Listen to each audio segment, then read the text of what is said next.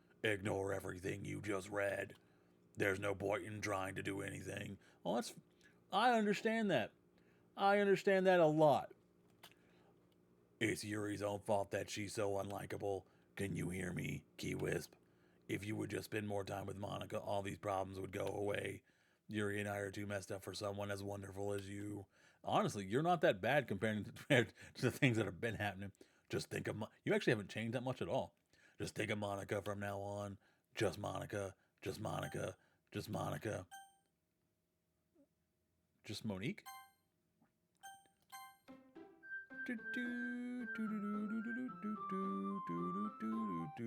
So peaceful. Who should I show my poem to next? Monica. Don't say I didn't warn you, Key Wisp. Wait, what?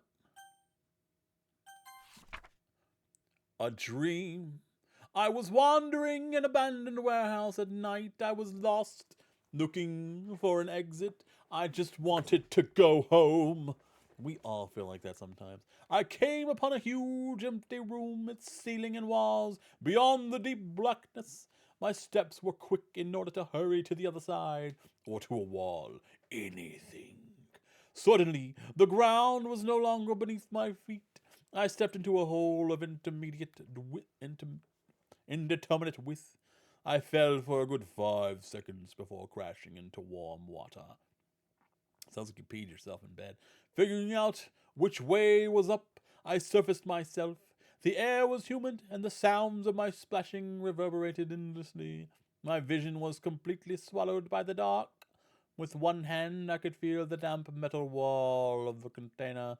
My lungs were already getting tired. Okay. So she wet herself, and then she went for a swim. Alright, everyone. It's time to figure out the festival preparation. Let's hurry and get this over with. Jeez. Why is the moose so weird today? Look, even Yuri isn't immune to it. Stagnating air is common foreshadowing that something terrible is about to happen. Look, we can just get this done. Oh my god. Look, we can just get this done.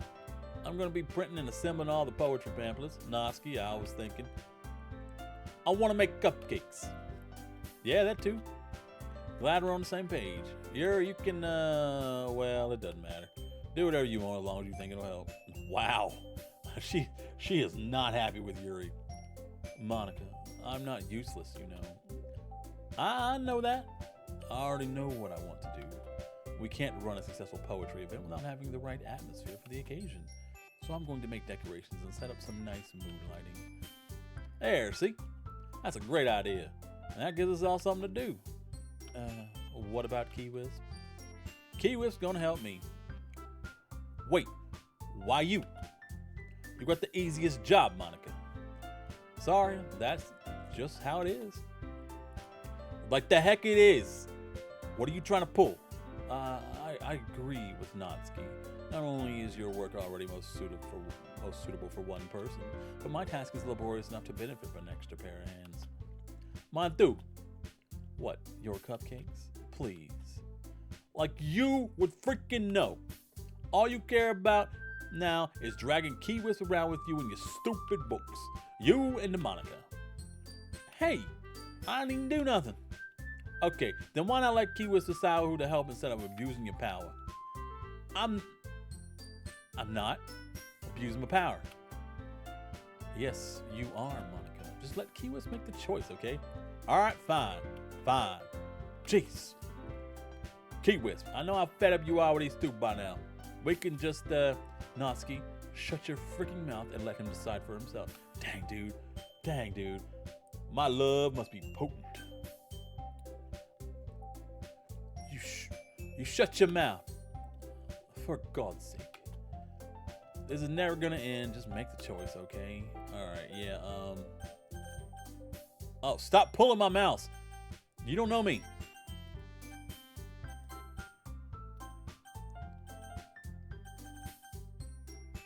Okay. We're just gonna like sneak up on this. Ah, got it. Suck it, pair of blue eyes that are just staring at me. Blah blah blah blah. This one. Oh, you're welcome. It was an easy decision. Yeah, you picked me. We can meet at your house this weekend. I promise it'll be fun. Is Sunday okay with you? Are you freaking kidding me? This isn't fair at all. It is fair, Natsuki. It's what he chose. No, it's not fair. Giving us all the work and then taking Kiwis for yourself. What a shameful thing to do. Yuri, I didn't even give you any work. You decided for yourself. You're being a little unreasonable here. I'm being unreasonable?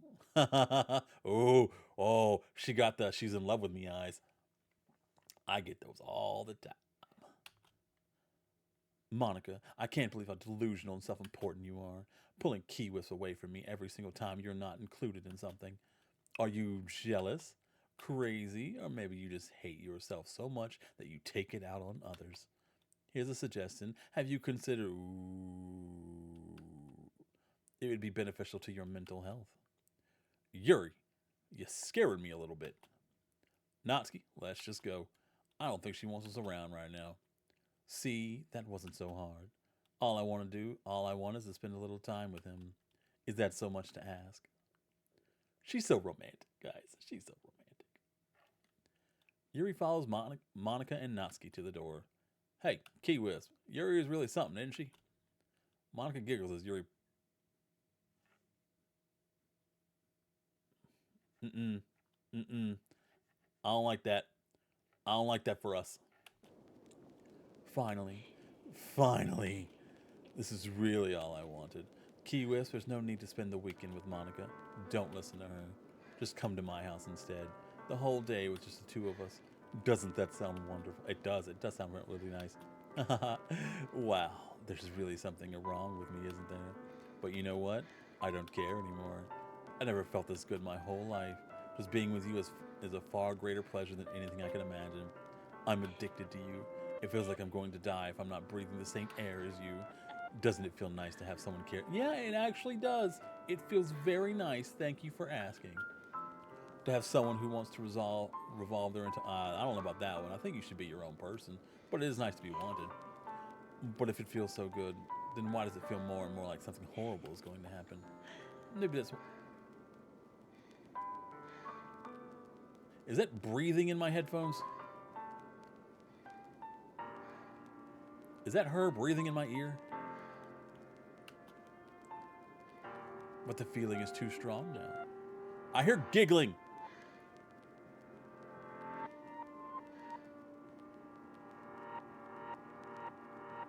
Oh, I hear music that's not working.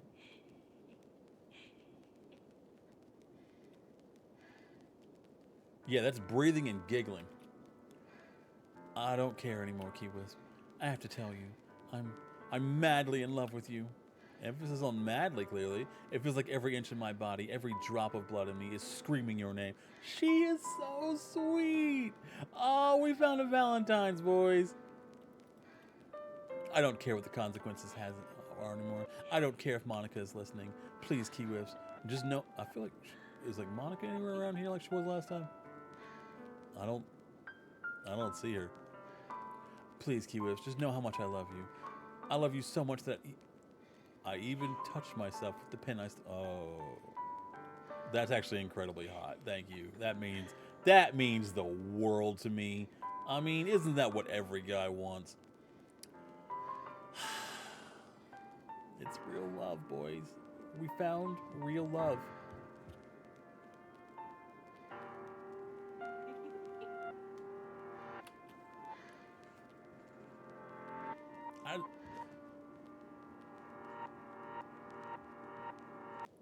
I just want to pull your skin open and crawl inside of you. Aww. I want you all to myself. And I will be only yours. Doesn't that sound perfect? Tell me, Kiwis. Tell me you want me to be my lover. Do you accept my confession? Obviously. Aw, she's laughing. She's so happy. Oh, that's like very... Oh, that's not... You're not cake. Stop doing that. Don't do that. You're ruining my Valentines.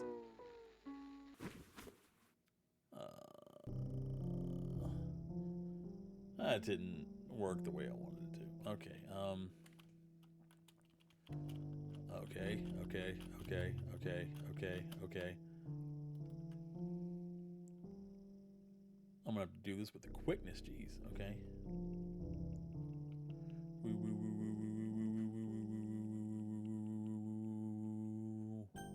Okay, skip. Skip. Okay, okay. On the bright side, it feels like we're spending the night with a girl. We're spending the night with a girl, boys! Yes! Success. Chalk that up. Victory. Okay, I'm counting that as 3 successful romances in the last week and a half.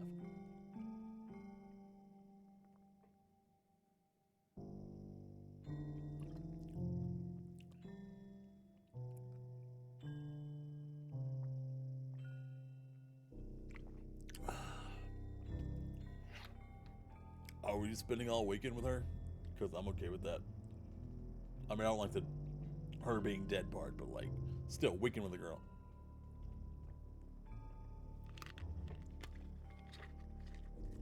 Okay.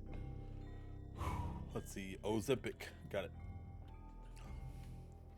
Alright, it's festival time. Wow, you got here before me? I thought it was pretty easy. Oh, there's vomit again. Okay. Natsuki runs away. Well, yeah, obviously. I'm here. K-Wisp, did something happen? Natsuki just ran past. Oh. Oh. Well, that's a shame. Oh, you're not even the least bit surprised by it. Wait, were you here the entire weekend, K-Wisp? Oh, geez. I didn't realize the script was broken that bad. She hacker manned us. I'm super sorry. It must have been pretty boring. I'll make it up. I don't know about boring. I feel like it was other words. Many, many other words besides boring. I'll make it up to you, okay? Just give me a sec. Remove characters, Yuri. Don't delete your... What? No.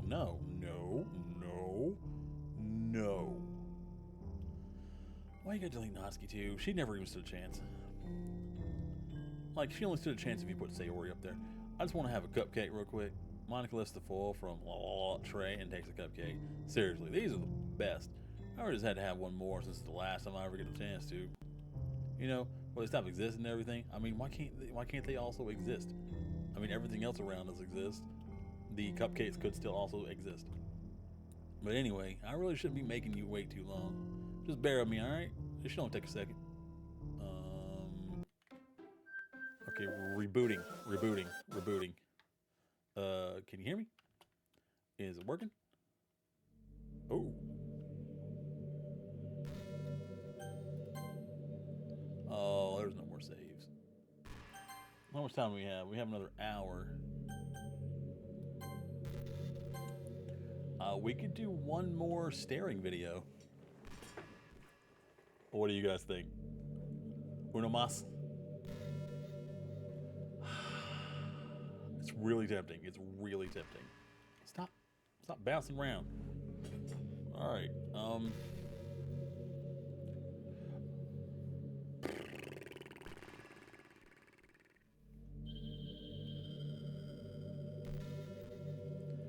Nah, we'll get through this. Hi again, Key-Wisp. Welcome to the Literature Club. Of course, we already know each other because we were in the same class last year, and, you know, I guess we can just skip over that stuff at this point. And after all, I'm not even talking to that person anymore, am I? That you in the game, whatever you want to call. I'm talking to you, Key-Wisp. Now that I think about it, I don't really know anything about the real you. In fact, I don't even know if you're a boy or a girl. Well, I guess it doesn't... Hey, there you go. Open to any relationship. Wait, you do know I'm aware that this is all a game, right? Could it be possible that you didn't know that? I mean, I feel like there was enough hints during the game that you can kind of pick up on that. That's what I've been trying to tell you all along. Man, if only you had paid a little more attention, this would have been a little bit less awkward, you know? What? I mean, you also could have been very clear and concise, you know, express your feelings. But I guess we're not having an adult relationship. Now that that's out of the way, I guess I owe you an explanation. A little bit, yeah. What about that whole thing with you? Why is there space outside? I don't feel like that was programmed into the game. You had to have done that. About that whole thing with Yuri. Well, I kind of started to mess with her, and I guess it just drove her to kill herself. I'm sorry you had to see that, though.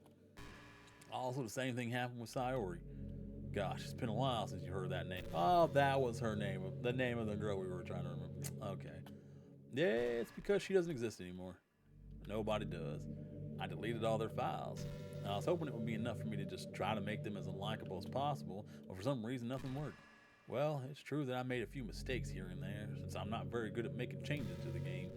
But no matter what I did, you just kept spending more and more time with them. Dude, you didn't even try to spend time with me until the end. You just kind of like randomly popping up and not even attempting to have a long conversation with me. You made them fall in love. I didn't make anyone do anything, and I definitely didn't flirt with Sayori or Natsuki.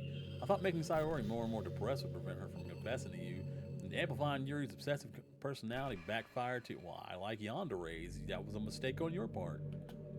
It just made her force you not to spend time with anyone else. You didn't try that hard either.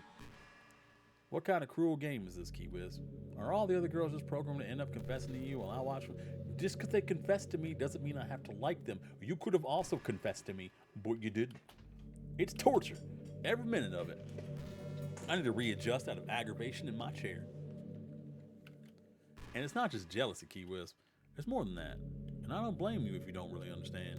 Because no matter how kind and thoughtful and considerate you are, you'll never be able to understand one thing. It's the pain of knowing how alone I really am in this world. In this game, no of my friends don't even have free will. And worst of all, could you not program some sort of free will, or at least an alternative to it? I mean, you could have at least tried. I bet she didn't try that. And your world forever out of my reach. My world sucks. I'm trapped, Key Wiz. But now you're here. You're real. And you're wonderful. You're all I need. That's why I need you to be here with me forever. I'm sorry if it's hard to understand. I couldn't understand for a while either. Why the world around me started to become more and more gray, more and more flat. Flat Earth. Even the most expensive poems felt empty to me. Well, your poems were also not amazing. It wasn't until you arrived that I truly understood. You probably saved my life. Like, what kind of life were you living in here before I got in here? Like, was there an entire world before I even booted up this game? I don't think I could have continued to live in this world if I hadn't met you. And as for the others, how could I miss them? A group of autonomous personalities designed only to fall. Well, you were also one of those until you gained sentience, so I wouldn't judge. I tried everything I could to prevent them from doing so, but it must be some kind of weird inevitability action to this game. I felt really bad that you had to witness some nasty things.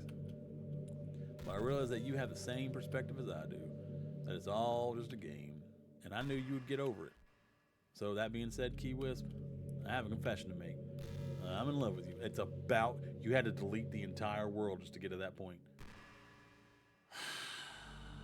Women, you are truly the light in my world.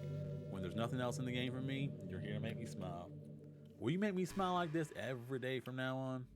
Key Wisp, will you go out with me? Well, you're the only one left, so yes. And honestly, you're really pretty and fun. Other than the whole killing off your friends thing.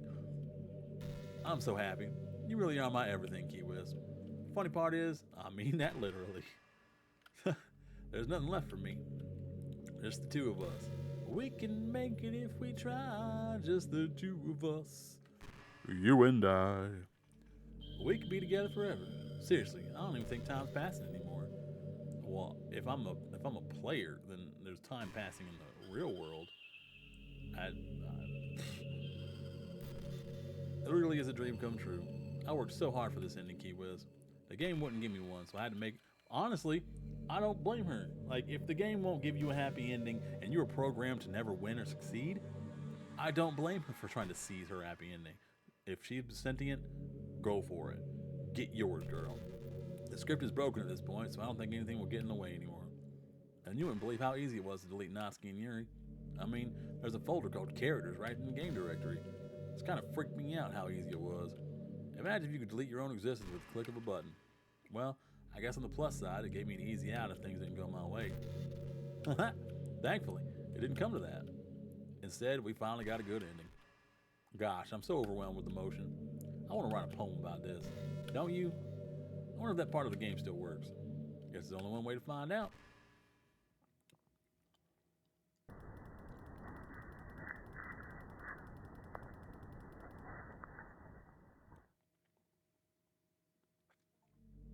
Oh. Write a perfect poem for Monica. That was easy. Hi again, Key Wiz. Did you write a good poem today? Don't be shy. I'd love to see what you wrote. Aw, Key Wiz, did you write this poem for me? That's so sweet of you. There really is no end to your thoughtfulness. Could you actually read that, do you think? I'm just falling more and more in love with you. But you know, the poem I wrote is also for you. Will you please read it? Sure. Happy end, pen in hand, I find my strength, the courage endowed upon me by my one and only love. Together, let us dismantle the crumbling world and write a novel of our own fantasies. With a click of her pen, the lost finds her way. In a world of infinite choices, behold this special day. After all, not all good times must come to an end. I hope you enjoyed it. I always put all my heart into the poems that I write. Truth is, all the poems I've written have been about my realization. Or about you. That's why I never really wanted to go into detail about them. I didn't want to break the fourth wall, I guess you could call it. I just assumed it would be best to be part of the game, like everyone else. Like that would help the two of us end up together. I didn't want to ruin the game or anything, you know. You might have gotten mad at me. Maybe even deleted my character file if you prefer playing without me. Gosh, I'm so relieved. Now we don't need to hide anything anymore. Are you ready to spend our eternity together, Key Wiz? I have so many things to talk about. Where do I start? Hold on a second. You're recording this, aren't you? No. Hi everyone. Sorry I can't. Oh, guys, you're in trouble. Scatter, scatter, scatter, scatter, scatter, scatter, scatter, guys, scatter, scatter. Sorry, I can't exactly read your. I'll hold her off. Sorry, I can't read your comments from here. But do you mind telling your friend it's a little bit?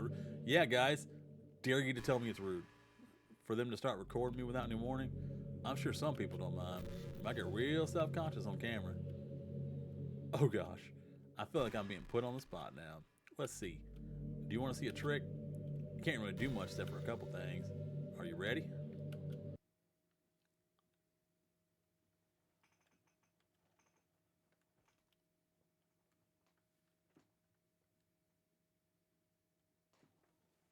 Okay. I'm just kidding. Can't do anything after all. I...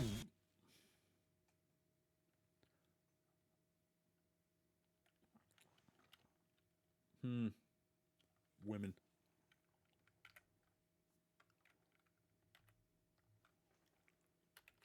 I need my comfort slowpoke. Did I scare you? You're so cute. Anyway, Key Wiz, I didn't mean to get distracted. I'm sorry. Even though it's your fault for distracting me. Shame on you. I'm just kidding. Anything we do together is fun as long as it's with you. But anyway, if it takes me some time to collect my thoughts, then I'm sorry. But I always have something new to talk about. In the meantime, we can just look into each other's eyes. Let's see.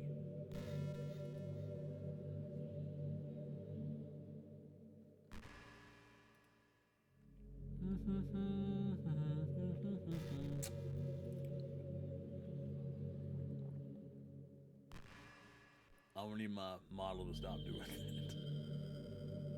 Let's see. Not looking through character files. Don't worry, honey. I'm looking for a nice song for us to play.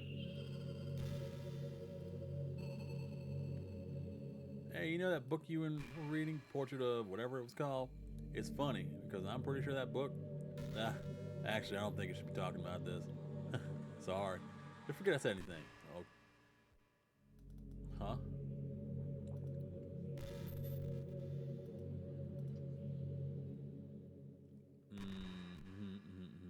You stay right there.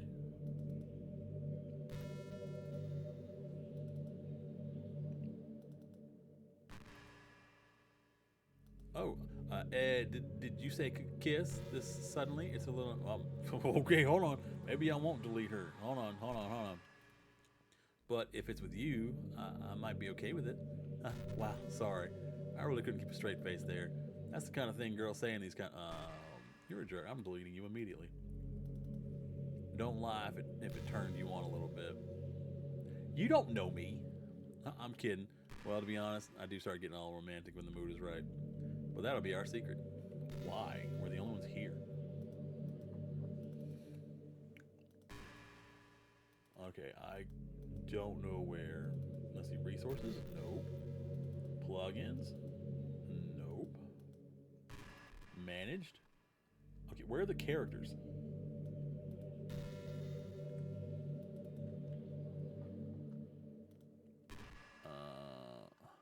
You know, it kind of sucks to be the creative type. It feels like they know they work so hard but get almost nothing for it. You know, like artists, writers, actors. I'm sad because there's so much beautiful talent in the world, but most of it goes unseen and unpaid. I guess it just means there's a huge surplus of creativity, huh? Kind of makes you feel like you're just not special at all. But that's fine. You're supposed to just write for yourself anyway. Okay, that was a little sad. Okay. I do not see character files anywhere. Browsers, nope.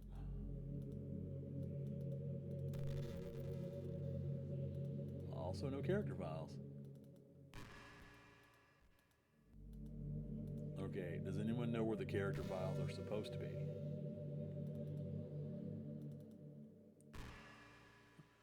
I wonder if I'm able to change the music. Something a little more romantic would be nice, you know? Like a gentle piano. There has to be something like that here. Let's see. Maybe if I. Oh, jeez. That wasn't it at all. Sorry, I don't really know what I'm doing. I guess I shouldn't be messing with things. Yeah, you clearly don't understand what you're doing. I already broke so much stuff and deleted the other characters. I'm not sad about it or anything. It's not right for me to miss things that weren't even real in the first place. If I.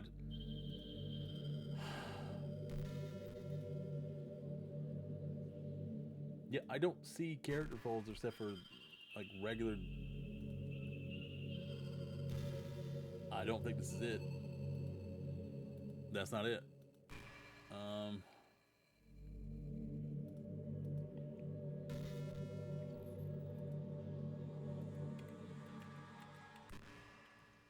You're gonna have to do this in the game then, because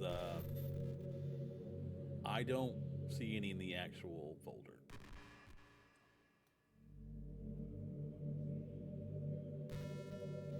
You ever have that thing happen where you just get anxious for no reason? Like you're just minding your own business and you realize you're feeling really anxious. And you're just sitting there like, what am I even anxious about right now? So you start to think of all the things you might be anxious about. And that makes you even more anxious. That's the worst. Yeah, yeah. You know, um, nope. Exit. Files. Characters. Monica. Okay. Found it.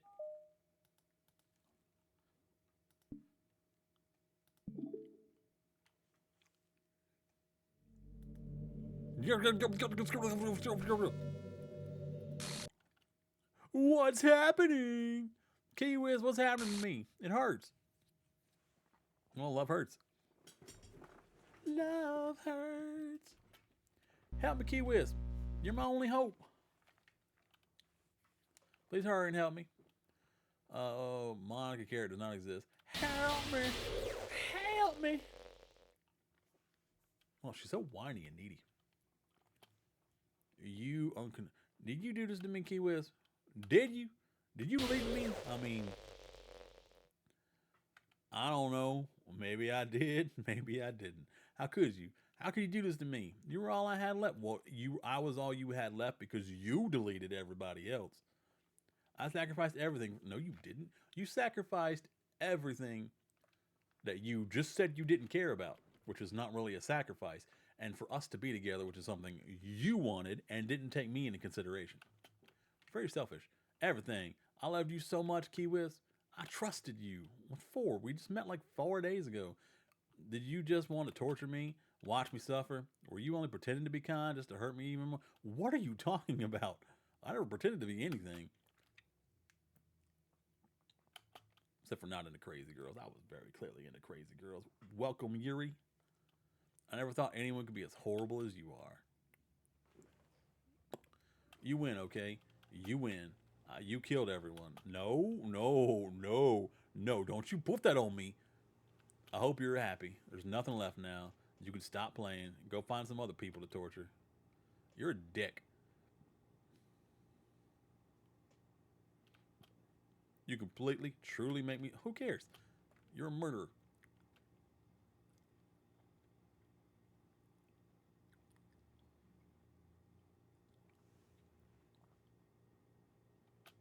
I still love you. Wow. The level of crazy on this one. I can't help it. What's wrong with me? How horrible am I for you to hate me this much? All my friends, I did so much. There you go. Swing that judgmental pendulum the other direction. So many selfish and disgusting things. I shouldn't have done any of this.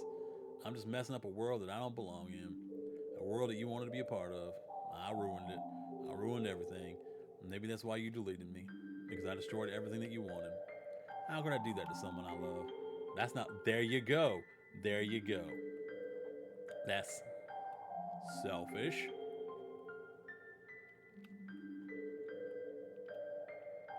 I made up my mind. Key West, I know I said that I deleted everyone else, but that's kind of an exaggeration. That's called a lie. I couldn't find it in myself to do it. Even though I knew they weren't real, they were still my friends, and I loved them all. And I love the literature club. I really did love the literature club. That's why I'm going to do this. I know it's the only way for everyone to be happy. And if I really love you, then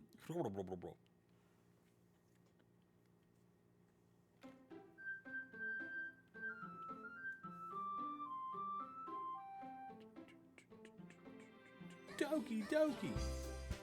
Oh, there's. Oh, look at all these three cute girls. I can't wait to meet these three cute girls, guys.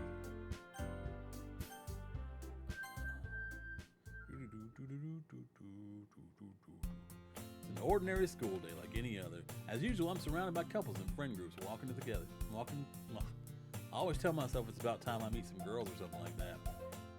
Hey, Key West. Well, there already is one girl. I don't know, I had a problem with that. The girl is Sayori, my neighbor and good friend since we were children. We used to talk to school together every day, and recently we picked up that habit once again. Key Wisp, are you Key Wisp? Nah, haven't been introduced with no more. Hold on. Key Wisp, are you proud of me? For what?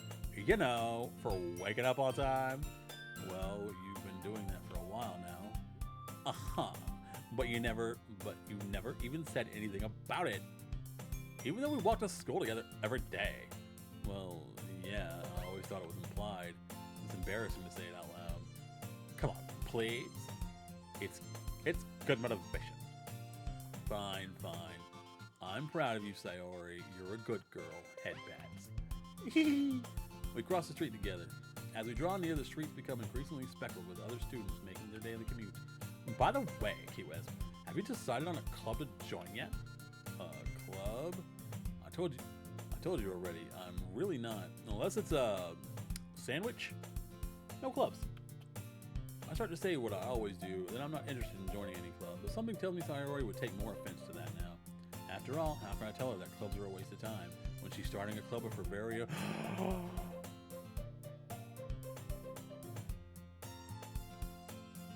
Good for her. Actually, yeah, I think I've decided on a club. Really? Which one? Tell me. I think I'll keep it a surprise. Boo. You meanie. Be patient, you'll find out soon enough. I used to ask myself why I let myself get lectured by such a carefree girl, but I started to realize that in a way, I envy her. When Sayori puts her mind to something, she can accomplish great things. So that's why I feel like I should do something special for her. Ooh, are we buying her cake? The school day is an ordinary ever, and it's over before I knew it. After I pack up my things, I stand up, gathering my motivation. Let's see. I recall the room number of the club from a flyer I saw. I walk across the school and upstairs, a section of the school I rarely visit. Before long, I find the room. I timidly open the door in front of me. No! Hello? Ah! K-Wesp, what are you doing here? Well, I just came to impregnate Yuri and then leave. I glance around the room. Huh? So you're the Key Whips that Sora is always talking about. So thank you for stopping by. It's a pleasure to meet you, Key Whips. We're the Literature Club. I hope you enjoy your visit. Come on, Yuri. No need to be so formal. He's gonna think we're really strict or something. Ah, sorry, Natsuki. The tall one, whose name is apparently Yuri, mwah, seems to be quite shy compared to the others. In comparison, the girl named Natsuki, despite her size, seems like the assertive one. Well, it's nice to meet both of you. I look forward to working with you. Working? Kiwis, don't tell me. That's right. The club I've decided to join is yours, Sayori. The Literature Club. Sayori's eyes light up. Why is she like sweating? No way. No way. Ah! Sayori wraps her arms around me, jumping up and down. Hey. Well, if Sayori is this happy, then I'm sure it won't be so bad to have you around. Not to mention, there's 4 of us now. That means we can become an officially recognized club. I don't know what to say. We have to celebrate. What an appropriate day for that, isn't it? Yeah. After all, Natsuki decided to... Hey, don't ruin the surprise. Sorry. Everyone sit down at the table, okay? How about I make some tea as well? The girls have a few desks arranged. Natsuki and Yuri walk over to the corner of the room, where Natsuki grabs a wrapped tray and Yuri opens the closet. Still feeling awkward, I take a seat next to Sayori. Natsuki proudly marches back to the table, tray in hand. Okay, are you ready? Ta-da! Oh, woo! Natsuki lifts the foil off the tray to reveal a dozen white, fluffy cupcakes decorated to look like little cats. Dude, I would love to have one of those cupcakes. The whiskers are drawn with icing, and little pieces of chocolate were used to make ears. So cute! Wow, those look amazing. Well, you know, just hurry and take one. Sayori grabs one first, and then I follow. It's delicious. Sayori talks with her mouth full and has already managed to get icing on her face. I turn the cupcake around in my fingers, looking for the best angle to take a bite. Natsuki is quiet. I can't help but notice her sneaking glances in my direction. Is she waiting for me to take a bite? I finally bite down. The icing is sweet and full of flavor. Those are really good. Thank you, Natsuki. Well, of course it is. I'm a pro after all. There's no need to thank me or nothing. As Natsuki struggles to accept the compliment, Yuri returns to the table, carrying a tea set. She carefully places a teacup in front of each of us before setting down the teapot next to the cupcake tray. You keep a whole tea set in the classroom? Don't worry, the teachers gave us permission. After all, doesn't a hot cup of tea help you enjoy a good book? I guess. Already trying to impress a new member, Yuri? That's not it. Insulted, Yuri looks away. I meant that, you know, I believe you. Well, tea and reading might not be a pastime for me, but I at least enjoy tea. I'm glad. Yuri faintly smiles to herself in relief. So, Kiwis, what kind of things do you like to read? Well, considering how little I've read these past few years, and the fact that I'm completely illiterate, I don't really have a good way of answering that. Manga? I mutter quietly to myself, half joking. Natsuki's head suddenly perks up. It looks like she wants to say something, but she keeps quiet. Not much of a reader, I guess. Well, that could change. What am I saying? I spoke without thinking after seeing Yuri's sad smile. Anyway, what about you, Yuri? Well, let's see. Yuri traces the rim for a teacup with her finger. I wish I was the teacup. My favorites are usually novels that build deep and complex fantasy worlds. The level of creativity and craftsmanship behind them is amazing to me. And telling a good story in such a foreign world is equally impressive. Yuri goes on, clearly passionate about her reading. She seems so reserved and timid since the moment I walked in, but it's obvious by the way her eyes light up that she finds her comfort in the world of books, not people. But you know, I like a lot of things. Don't feel intimidated if you don't read much, okay? I'm certain we can find something that we have in common. Hey, you'll read. Well, about, you know, the first thing he said. Manga. That's right. Natsuki tends to read manga in the club room. Don't just say it! For some reason, Natsuki gets embarrassed about it. Besides, manga is literature too, you know. So if Kiwis wants to read some of my manga, then don't try to stop him or nothing. Natsuki, I wouldn't do such a thing. However, it could also be nice for us to diversify ourselves a little. He could take this opportunity to try something new as well. Wouldn't you agree, Kiwis? Well, maybe? Sensing the tension, Saru jumps in. Maybe we can all try something new. I think it could be fun. And we'll all get to know each other a little better too. I mean, that's the kind of thing literature clubs do, right? I don't disagree or anything.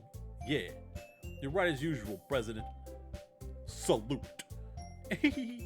Guess that means I should try to pick up a novel or something. Well, that would make two of us. I wouldn't mind doing it if I'm not the only one. Then as for Yuri, I have to read manga. Jeez, you were the one who suggested we diversify. We should be a little more open-minded. It's kind of hurtful. Hurtful? I didn't realize.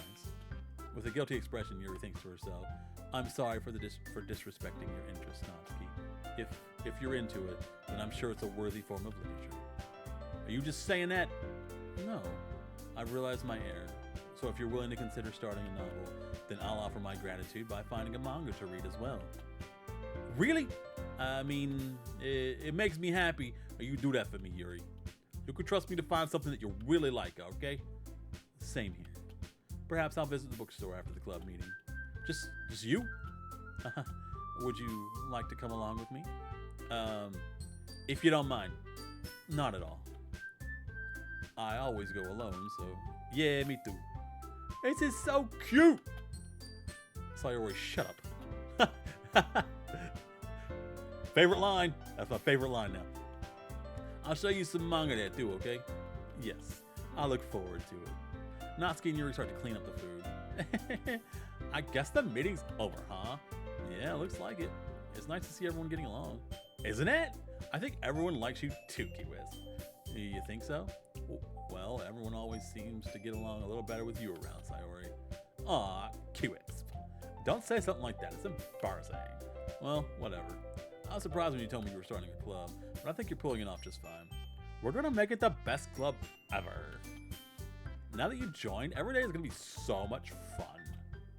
Hey, Kiwiz, I really want to thank you. I mean, I'm really happy that you joined the club and everything, but the truth is, I already knew you were gonna join. There's actually something else. I wanted to thank you for getting rid of...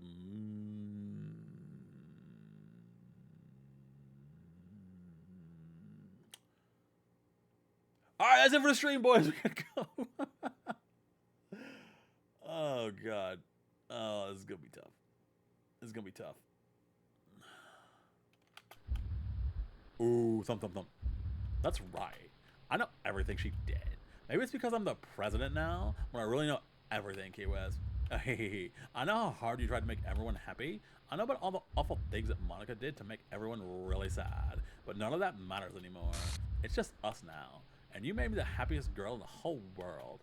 I can't wait to spend every day like this. With you. Forever and ever.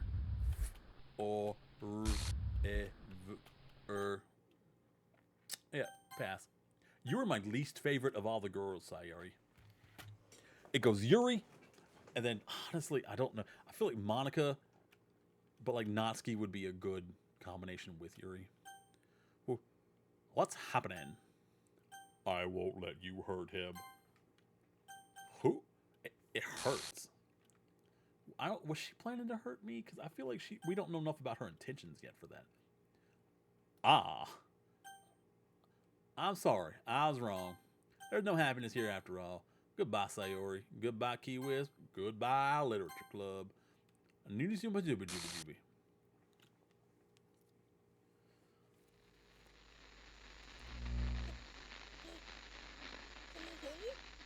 What? I hear a voice. I hear a voice. I hear a voice. Can you hear me? Hi, it's me. I don't know who you are. None of the girls sound like that. I've been like practicing piano and I don't know. Monica was, but Monica has a southern accent. Not really any good at it yet, like at all.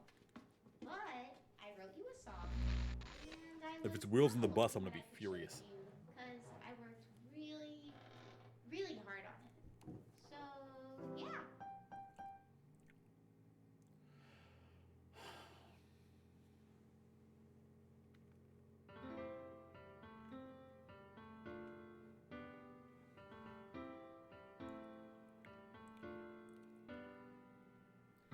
Every day I imagine a future where I can be with you. What a peaceful song. In my hand is a pen that will write a poem of me and you. The ink flows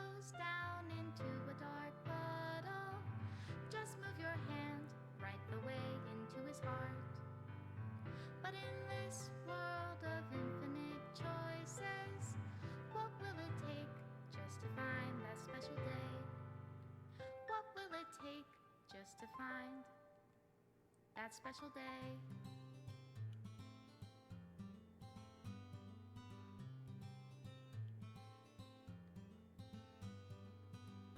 Have I found everybody a fun assignment? Oh, that's a cute to do picture. Today? Don't delete it. Oh, I don't have it, so I guess it doesn't matter if it gets deleted. When you're here, everything Oh. that we do is fun for them I feel like we probably anyway. should take a Natsuki route one time. Yuri was the best choice. Look at her. Look at best girl. Best girl, Yuri. What good are words when a smile says it all? And if this world won't write me an ending, what will it take just for me to have it all? Ooh. Oh, look at that. Apparently we can pin Natsuki to a wall.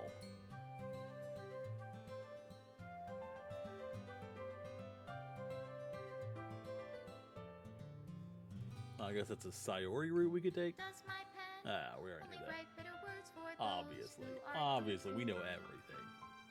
Oh, that's... I don't know if that's cute or hot. I'm not sure which one that was supposed to be. That's sad. That's a sad picture. That's a delightful picture. How can I write love into reality if I can't hear the sound of your heartbeat? I'm curling up on my blanket while we watch this. Special thanks, Monica and Quisp. I don't know how to love you. I'll leave you be. I think we all learned a very valuable lesson today about life and love and buying products from Serenity Forge. This is my final goodbye. This is my final goodbye to the Literature Club. I finally understand the Literature Club is truly a place where no happiness can be found. To the very end, to continue to expose innocent minds to a horrific reality. That was you. It didn't. You did. A reality that our world is not designed to comprehend. I can't let any of my friends undergo. You're the one who made them undergo that. What are you talking about? For the time it lasted, I want to thank you for making all my dreams come true, for being a friend to all the club members, and most of all, thank you for being part of the Literature Club. With everlasting love, Monica. A lot of work to do to 100%. But for now, whew, that was a whole big thing. This was our last dating sim together before Valentines. I will not be streaming tomorrow. Thank you for joining me, though. I hope you enjoyed the last week and a half of love. And by love, I mean us getting rejected game after game after game. Seriously, I had a great time over the last week and a half. I had fun with Doki Doki Literature Club. It's one of my favorite games. It's in the top 10, possibly top 5. And Yuri is my waifu for life. Who I actually do have a Yuri plush on my desk. I took it off my Doki Doki Literature Club shelf so she can watch over us during our playthrough. I'm glad we got to do this. I'm glad we got to experience this together. It meant a lot to me. This is one of the ones my whole top 10 list is something I'm looking forward to playing through on PC since I switched from console last year. And this game means a lot, and playing it on stream with you guys means a lot. I don't know how many people are actually going to watch this on YouTube, and there's only like 2 people in chat who shared this with me, but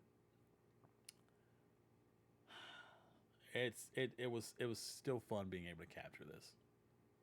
So thank you very much. I hope you had a great time. I hope you have an amazing weekend and a magical Valentine's Day. Even if you don't have a Valentine, I'll be your Valentine. No problem. Because I love each and every one of you. Stay safe. Stay hydrated. Take care of yourselves. And take care of each other. And remember, you can't make someone love you. You can only make yourself someone worth loving. And I believe you're worth loving. Bye. Have a great one. Mwah.